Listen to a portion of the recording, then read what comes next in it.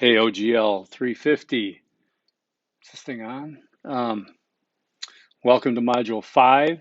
It is Monday, January, no, not January, September 20th, 4:10 p.m. Running way behind here, just slammed. Let's do this. Sorry if these modules seem to have gotten away from me. I'm really digging this class, but and some people may think it's kind of getting away from them. Um, or getting away from me, maybe. I don't know. I hope not. It's very difficult to maintain parameters, but I certainly am trying, and I'm aware of that. Okay, and let's see where today takes us. Right, all over the place. I have a. Uh, it's an interesting thing. I said about that extra credit about the Michael K. Williams um, video. So interesting, the responses, the analyses. So I'm going to add a link to this announcement where David Simon, who's the great writer, television writer, former Baltimore reporter, who wrote The Wire, wrote Treme, wrote that other big one, I forget what it is, but because he had Michael K. Williams in a lot of his work. He wrote an op-ed in the New York Times about losing Michael K. Williams, and he talked about him and the questions he asked each season before The Wire. It's very fascinating to come up with that to see. Michael K. Williams was a very, very reflective, thoughtful person, and such a very interesting article about what he was getting at and how he was confronting, pushing back, but how he was learning too. It was outstanding. I'll include the link. I also wanted to talk about, well, one thing that caught me. See if I have it here. I don't know if I do. Let's see. There's oh, my deleted file. Somebody's messing with my stuff. Um, where is it? It's a video of the original Star Trek, going back 60s. Have you seen it? You've seen it, right? A lot of you. I mean, the original Star Trek. The cool guys. I used to watch it when I was very young. Loved it, and I've been binging on it lately ever since Star Trek Day came out. I just takes me back, and I wanted to revisit some of the things and as an old man and see it. It's a very interesting. I videoed this off my Hulu, and I think it says a lot about how we don't see things a certain way, and then we do. How progress takes place and how we look at things differently. And why can't I start it correctly? There, I can pause it. Maybe I can go back this way. Pause it, and then go back. There we go. Okay. Oh my God, it doesn't pause. Okay. Is this the one? No, this isn't it, is it? Oh, there we go. Now this is what I wanted, I think now. Okay, so what we have here is, I'm going to try to play this, but you can read the words. So we have the doctor and the captain, right? And let me crank this baby up. And let me see if I can run this, if you can hear it at all.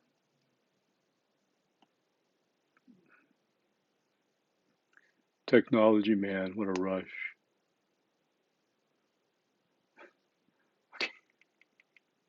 It's not giving me any sound, and that better not be because of my AirPods. It's hilarious, man. Everything's going wrong. It's just absolutely hilarious.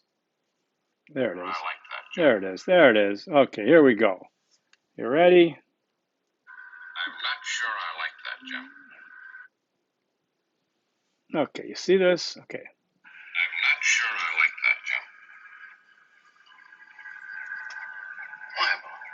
Scotty's a good man. And he thinks he's the right man for her, but I'm not sure she thinks he's the right man. On the other hand, she's a woman. All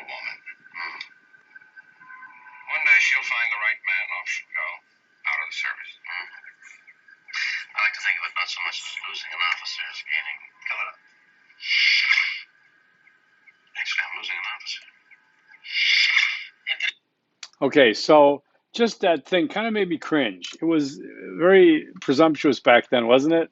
That here was a woman who had a career, and if she got married, she'd lose the service, and he'd lose an officer, and away she went. So it's cringeworthy. And back then, it was second nature, right? It's not like that today. So I just caught that. It was interesting. I'm giving myself extra credit. Thank you very much. So we talk a lot about in real life on here, and I know we're talking about what we're meant to be in orgs, diversity in organizations. Well, it's so easy for real life to seep into organizations, right? Something I spotted also online was a fashion house, high-end fashion label Balenciaga. Um, they decided um, to make these pants. Have you seen them? Here's a picture of them. You see those pants up there? You see those sweats? So they actually made them with a pair of boxer shorts peeking out from the waistband. They are $1,190 each pair, gray sweatpants. Critics say they rip off black culture, um, mimicking the style popularized by hip hop musicians. Well, I don't know about that. The discussion on TikTok and elsewhere talks about it being racist, appropriated, culturally appropriated, because, you've seen this, and frankly, those guys aren't hip hop artists, okay? I understand that's part of African American culture of young men. I was corrections officer and a sergeant for years in Milwaukee. I got to know a lot of young black men that were there. I got to know them as human beings and people who I wasn't going to judge based on their one mistake they made. Anyhow, that's probably why I'm not doing it now. It also comes from prisons. It also has certain meanings depending on where you are. You can't blanket this. It doesn't mean this, doesn't mean that, okay? Suffice to say, though, at its very broadest sense, it is a um, it's kind of rejecting, the current, it's, what do they call it? Rebelliousness. Okay. Back when I did this, like I said, 1978, that was so damn rebellious. That was big time. I mean, I still can't believe it's not rebellious, but it was rebellious back then. My friends wanted to figure out which ear I had it in and which one was the right ear, which one was, whatever. So every generation's pushing the envelope, pushing back, okay? So whatever it is. But I think that is an interesting organizational take on what they did. $1,200 for sweatpants. Do I think it's cultural appropriation? Absolutely. I think I don't even get it. I mean, but I guess when you can get a big article like this on internet developing that, you could charge $1 million. You're getting the free advertising, right? So, anyways, that's just food for thought in this class. Um, what else did I have? Oh, I have another article that I will add. Will I add it then? No, I'm not gonna. I don't want to get too far off the track here, you guys. Okay.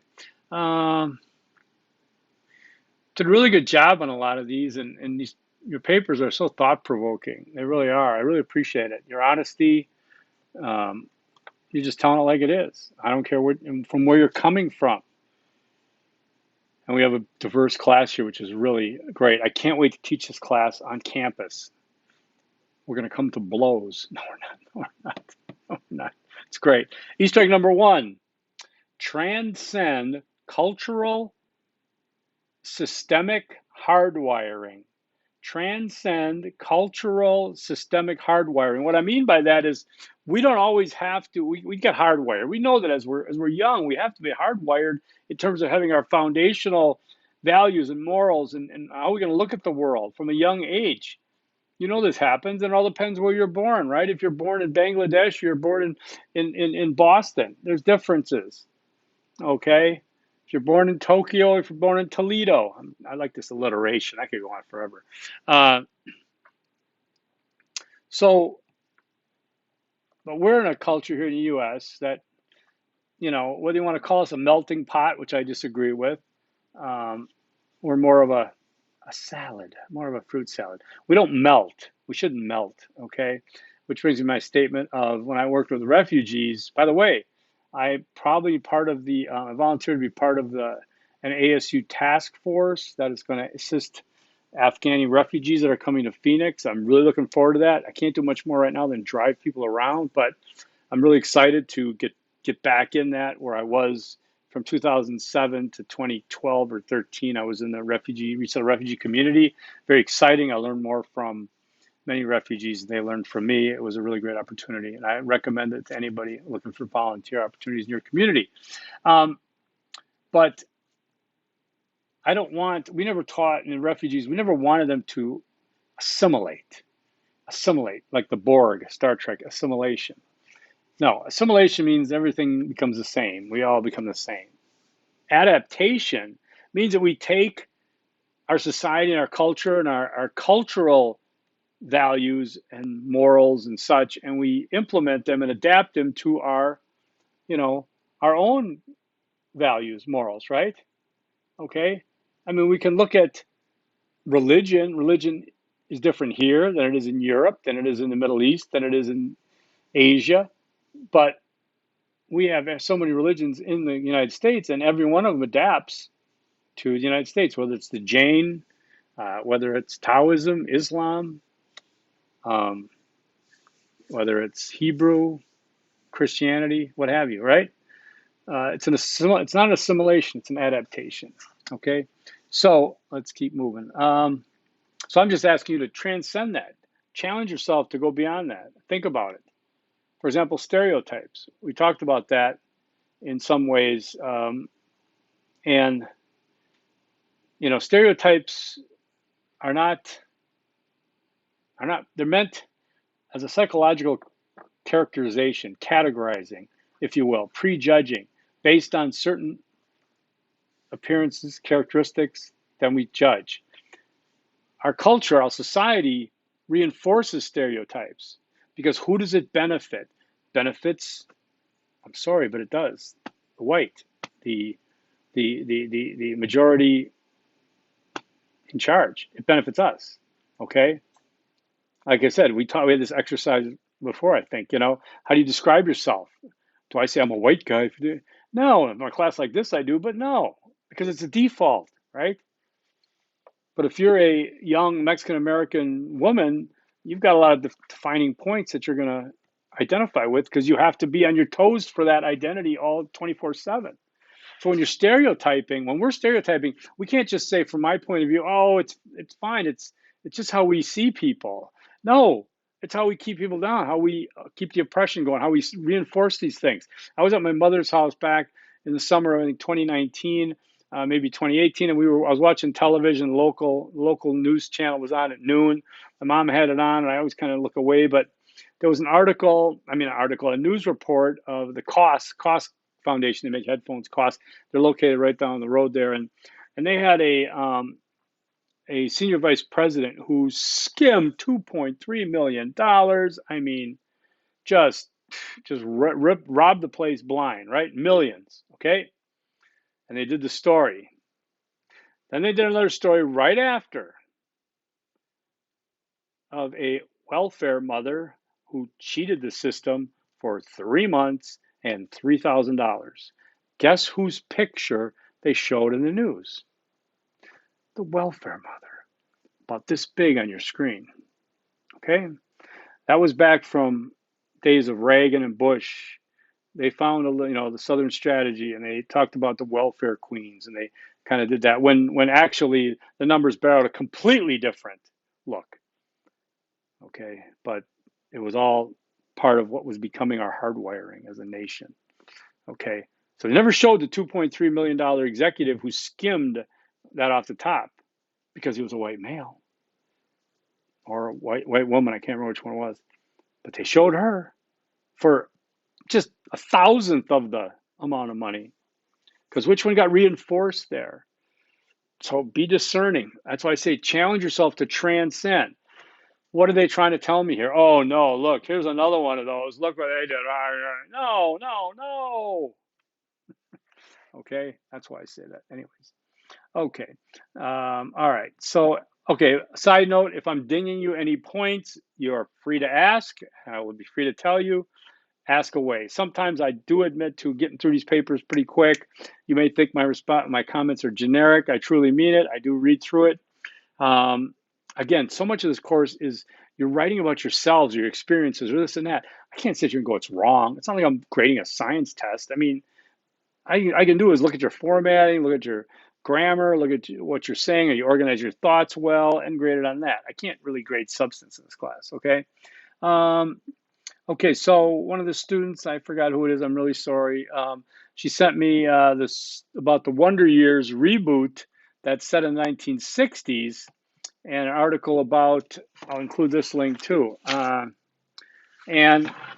did I just show you I just showed you my conference for the Association of Interdisciplinary Studies. Okay, I think that's it. Yeah, okay. So the Wonder Years, if you watched that show back in the day with Fred Savage, he's the executive producer now of this one. And they explain why it's not a more recent decade. It's still set in the 60s. It now focuses on an African black middle class family in the late 60s. There's humor there. Don Cheadle narrates it. Excellent, excellent. Love the guy. I've talked to him before too, by the way. If you ever see the movie Darfur Now, him and George Clooney, man, they really kicked it over there. Okay, so it's interesting because I relate this, and it always brings me back to the old saying of the good old days. The good old days. It's about the good old days. So there was the wonder years, right? Because everything was in wonder. I lived that life, the Fred Savage life. We were very homogenized in a small area. I still have the same group of friends now that I had from kindergarten, first grade, second grade, and eighth. We had up to eighth grade in our Catholic school, all white people, and that's it. We had no. So now we're looking at, and I had that life like him. Now we talk about the good old days, right? Well, whenever you say, "Oh, I came with the good old days," like back in the 50s or 60s, really, unless you're, like me, you really don't. You really probably don't want that. Okay, if you have any, if you're not heterosexual white person, even just a, male, you don't want. Those aren't the good old days, right? Now, there's a difference between good old days and good memories. We all have good memories. We all have to have good memories. We should have good memories, but there's a difference, a subtle, transcend that cultural thing. It's not the good old days. I'm sorry, but making America great again, for some people, don't want it to go back to the way it was back then for obvious reasons. Okay? All right. If you think because you didn't see it on the news it wasn't happening, it's not true. Okay? But good memories, yes, we should all have them.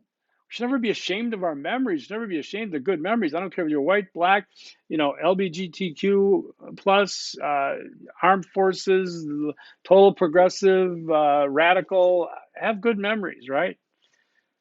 So this is an interesting. I'm going to include this link because it's an interesting dynamic again. And again, what does that have to do with organizations? I have no idea. No, I'm just trying to be honest. Okay, sorry. But I did notice the music was from Joe Cocker, Mad Dogs and Englishmen, which is a fabulous album, and I saw it in a movie theater in Midnight Flick back in '71, I think. Okay. Yeah, extra credit discussion board. Yeah, extra credit discussion board was good. Thanks for doing that. We're talking about, okay, there's another thing. There was a Kickstarter that I noticed for this, The Redneck and the Professor, Understanding White Privilege, a documentary about understanding white privilege. Unfortunately, they're not going to make their goal. 10 days to go. They need 51,000 yet. I'll send that link along. I think it's interesting. It's an interesting video. The thing that got me right away was, why are two white guys discussing white privilege again? I mean, come on now. I mean, but then I realized, I think it's, was it Kojo Namdi is involved? And Kojo Namdi, he's getting old now, damn it. I used to listen to him a lot out of DC, Washington, DC. He's a great, great commentator, radio commentator, and he's involved in it too. So that's good. So also, I want to talk about the statement that I've made myself and a lot of us make is that's just the way it is. Whether it is what it is a little different, but that's just the way it's always been. Okay. Easter egg number 2 is the way it's always been is not a good reason to support anything. Okay. Remember that bumper sticker you've seen it? Question authority. Always question authority. Question authority. If they're good, they're good. If they're not, you got to keep questioning them, right? Um, the way it's always been is never a reason for anything, and never a good reason. It's not enough of a reason. Okay. It could be a reason for something, but I mean, I don't care whether you're talking about your menu or, I mean, well, there's so many things you'd say. The way it's always been is just not a good reason to support something. It's not a good argument for anything either. Okay. Um, Getting more technical, your works cited lists, make sure they're formatted properly. And again, whatever's in the works cited list needs to appear in a similar in-text citation and vice versa. Okay, use your sources, good sources. Now, Module 5, guess what? There's no paper in Module 5. Who's celebrating with me? No paper, Module 5, okay? There's this video, a discussion board, and a quiz. All right, Module 6 has a paper, and then Module 7 has the cultural immersion paper. Make sure you look at that. You might want to get something under your belt on that. Do it. So look at that cultural immersion. I introduced it in Module 1 or in the intro module, and it's going to be sitting there in Module 7 for you. Don't put it off and miss an opportunity there, okay? So Module 6 is a paper, 7 is a cultural immersion paper, and no paper in this one. However, I do want to I'll remind you next week again when you go into another paper, but make sure your sources that you're using now, you're stepping up your game. Step up your game. Do not use a dictionary. Do not use anything with a pedia at the end. Encyclo or Investo or Wiki, no pedias, no dictionaries. Those aren't scholarly sources. Those are for amateur hour. That's for you and me to use, like I can use real quick if I'm writing something. I'm gonna look something in a dictionary. It's not to cite scholarly stuff with. Okay, you're bigger than that. You're on the inside now. You're not on the outside looking in. You are in the academy, as we call it, the academy. So your sources should be peer reviewed. Okay, that gives them credibility. If you want to play it safe in a class like this or some other classes, you stay away from everything except academic journals. Academic journals, which I have a bunch behind me, not the academic albums, vinyl, but academic journals, because there's no advertising, they're unbiased, they're supported by their membership. I belong to the Association of Interdisciplinary Studies. I pay my dues, everybody does. They, you know, academic scholars submit articles, studies, research, what have you.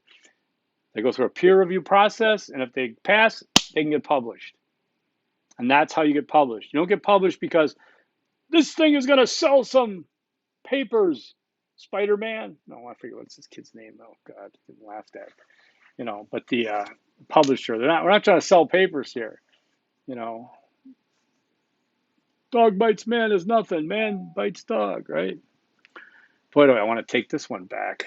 Okay, so sources are going to be important. So in Module 5, yeah, you got your objectives, you got your readings. You're going to just chew those, one of those. Discussion, 300 words. It's pretty self-explanatory. It's a little more intense, so there's no paper because I'd like to see you do a good job. And you got to view a 34-minute video to do this one. Plus, you've got your 50-minute audio visuals. You got a 39-question quiz to do in an hour. By the way, I confirmed that there's 1,010 points in this class available, not including any extra credit, meaning if I gave you maybe some extra credit for a great job you did, or you did the extra credit, it's still 1,010 points there, okay? And remember, if you do all the work in this course and you get within 10, 20 points of a grade level, I'm moving you up because if you did all the work, I'm not going to mess you up by a grade level when you're that close because of the way I grade it, okay? Let's see. I talked about this already. So we'll just go back to this. Well, I just want to be sure if you have questions, you'll let me know, okay? Because like I said, we're supposed to be on here for organizations, but organizations are so close to what we deal with on a day-to-day basis that you can't really separate one without the other. You can, however, develop policies and procedures in organizations that maximize the or minimize and mitigate and minimize any controversial issue that comes about because of diversity. Human nature is human nature. We can't really have somebody leave their prejudices and their bigotries at the door of the shop when they come in. It's all going to be part of that. So it's going to be behooving to the executives, administrators, and people and the frontline people that they set the example, that they understand what's at stake here in a society that is diverse. Okay, that if you are fighting for some kind of, you know, survival of a race, you shouldn't be. Okay, you know, it's kind of like today in Darwinism. What happened? Um, so that's about it from my point of view. 26 minutes in. Let's do Easter egg number 3, and that is there is a difference between adaptation and assimilation. I just want you to remember that. There's a difference between adaptation and assimilation. So you can't say, oh, you want to be more like us, be more like Americans. Oh, there is no such thing. We all adapt to the system, and we bring with us the richness and the diversity of our ethnic cultures, our traditions. Okay? Remember, there were millions of people here in governments before we discovered it. There were millions of people here with governments, with systems, okay, with agriculture, sustainability practices. Okay? You may not have learned about that in grade school, high school, or college, but it's the truth. Trust me. And I saw I'll leave you with this. I saw a APA breaking news about a volcano that's going off in the Canary Islands, and they said that scientists have registered this seismic activity for a while. Now they know this thing's going to blow, right? And so I responded and I said, wait. Scientists say? I prefer to do my own research. Where's my Facebook? And that, my friends, is the end of this video. Forks up. Peace.